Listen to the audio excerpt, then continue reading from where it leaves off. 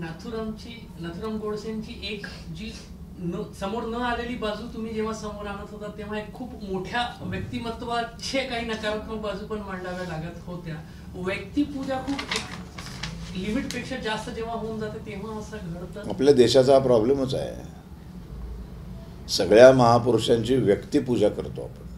ती सगळी माणसं होती, सगळीच म्हणतोय मी, म्हणजे फक्त गांधीजी नाही. गांधीजी असतील, स्वातंत्र्यवीर सावरकर असतील, बाबासाहेब आंबेडकर असतील, फुले असतील, लोकमान्य टिळक असतील, सगळे महापुरुष, महान माणसं, महामानव. पण मानव आहेत ना, माणसं आहेत. आता माणसं असतात काहीतरी, प्रत्येक माणूस सर्वांनाच एकाच वेळेला तो पटेलच, त्याचं सगळंच पटेल, एकमेकांना सगळंच रुचेल असं होऊ शकत नाही ना. नवरा बायकोचं पण एकमेकांना सगळ्याच गोष्टी एकमेकांना पटतात असं नसतं. दोन जीवश्य कंठस्थ मित्र असतात, ते पण एकमेकांचं सगळेच्या सगळे गुण जुळले असं कधीच होत नाही. जन्मदात्र्या आईबरोबर मतभेद असतात, असं काय करतात. आपल्याकडं माणसाची देव बनवून त्याची पूजा करायची पद्धत सुरू झाली आणि मग त्याच्या विरोधात त्याचं काही दुसरी एखादी बाजू कोणी दाखवायचा प्रयत्न केला तर तो आम्ही सहन पण करायला तयार नाही. आम्ही लगेच मारामारीवर येतो, अमरीतुमरीवर येतो, लगेच भयानक पद्धतीने हिंसक वळण त्याला दिलं जातं. तर हे चांगलं नाही आहे. तिराईतून त्या महापुरुषांकडे बघता आलं पाहिजे. जसं आता उदाहरणार्थ मी स्वातंत्र्यवीर सावरकरांचा अगदी परमभक्त आहे, बरोबर. पण सावरकरांच्या काही गोष्टी जर मला कोणी दाखवून दिल्या तर मी चिडत नाही. हां, ठीक आहे ना. आता माझे काही अगदी गांधीवादी मित्र आहेत, माझे काही वेगवेगळ्या विचारसरणीचे मित्र आहेत, ते मला सांगतात ना, मला म्हणतात तुझ्या सावरकरांचं हे आम्हाला आवडतं पण हे आम्हाला अजिबात पटत नाही. It's okay. मग काय झालं, देव थोडीच आहेत ते.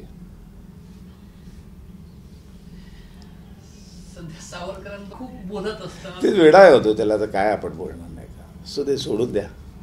त्याला बिचारायला काही माहीत नाही आहे. त्याला कोणीतरी काहीतरी छान समजावून सांगायला पाहिजे की सावरकर काय आहेत. एखाद्या वेळेला त्यांनी माझ्या व्याख्यानाला यावं. नाही, मी कशाला बोलवायला जाऊ. त्यांनी त्याला वाटलं समजून घ्यावं आपण.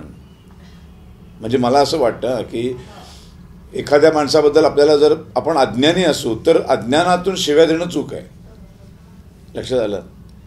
आपण त्याचा अभ्यास करावा, त्याचं सगळं वाचावं आणि मग मत ठरवणं बरोबर आहे. मला वाटतं तो काही वाचतच नाही आहे. त्याला फक्त राजकीय त्याच्या काय असतील त्याचे स्वार्थ, त्याच्यासाठी त्याला शिव्या देण्यामध्ये त्याचा राजकीय स्वार्थ जर साधला जात असेल तर तो तसं करेल. उद्या त्याचा राजकीय स्वार्थ सावरकरांचा फोटो लावल्यामुळे जर, जसं मध्यंतरी तोच बाहेरनं कोटाच्या वर जानवं घालून फिरत होता मंदिरामध्ये नाही का, जे कधी आयुष्यात मंदिरात गेले नाही ते जात होते की. असंच आहे सगळ्यांचं राजकीय स्वार्थापोटी सगळं. आमचे महापुरुषांवरचं प्रेम कमी जास्त होतं. बोलू दे, काय फरक पडतो. सूर्य आहे तो, सूर्यावर जो थुंकतो तो त्याची थुंकी त्याच्या तोंडावर पडते. त्यांनी काही फरक पडला का, उलटं बरं होतं. त्यांनी बोलत राहावं, त्याच्यामुळे सावरकर आणखीन पोचतात, आणखीन प्रखर तेजाने ते तळपतात. मग आणखीन माझी व्याख्यानं, शेवड्यांची व्याख्यानं, पार्थची व्याख्यानं, आम्ही जे सावरकरांवर व्याख्यान देणारे लोक, यांची व्याख्यानांची संख्या वाढते. चांगलं आहे ना.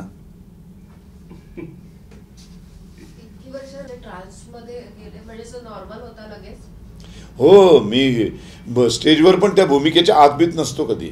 नाही, switch on off. Rahul Gandhi वारंवार टीका करतात आहे. इंडिया आघाडीहून तयार झाली आणि उद्धव ठाकरे त्यात सहभागी आहेत. कुठेतरी सावरकरांचा अपमान होते. वारंवार उद्धव ठाकरे असं म्हणतात मी सावरकर भक्त आहे, मी सावरकर भक्त आहे.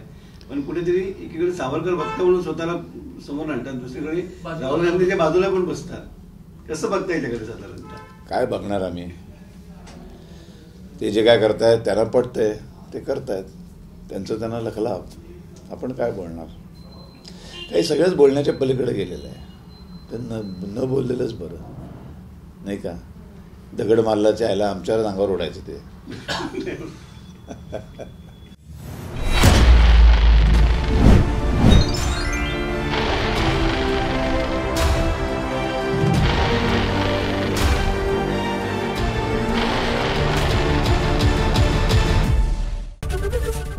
एबीपी माझा, उघडा डोळे बघा नीट.